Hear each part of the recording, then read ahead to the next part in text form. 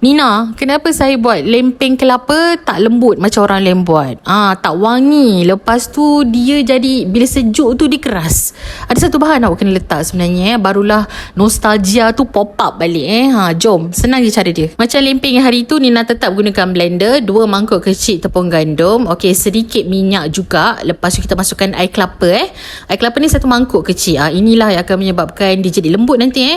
Lepas tu air biasa 1 mangkuk kecil juga. Garam ni lebihkan ya. Awak rasa nak manis, awak boleh tambah gula. Nina tak sukalah. Lepas tu kita terus letak ke dalam bekas. Inilah kepekatan dia. Lepas tu barulah kita letakkan kelapa parut muda. Awak pakai kelapa muda tau. Lepas tu barulah awak gaul rata macam ni. Dan inilah kepekatan yang kita perlukan.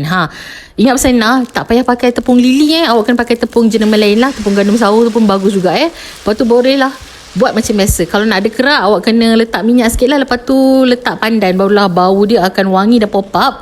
Lepas dah hilang putih tu, kita flip. Jadilah macam ni. Dah siap Ni cara yang pertama. Kalau nak cara yang biasa-biasa, awak boleh buat macam lempeng biasa tu. Tak payah pakai minyak. Lepas tu dia tetap akan jadi juga. Tapi kerak tu tak adalah kat tepi Lepas tu awak flip biasa macam ni. Dah siap. Lembut insyaAllah. Sampai petang. Lepas tu boleh gulung-gulung. Makan dengan kari pun sedap. Nak makan dengan sambal pun boleh. Itu je lah yang dapat nak kongsikan. Kalau ada cara lain, boleh kongsi kat bawah tau. Itu saja untuk kali ni. Bye-bye.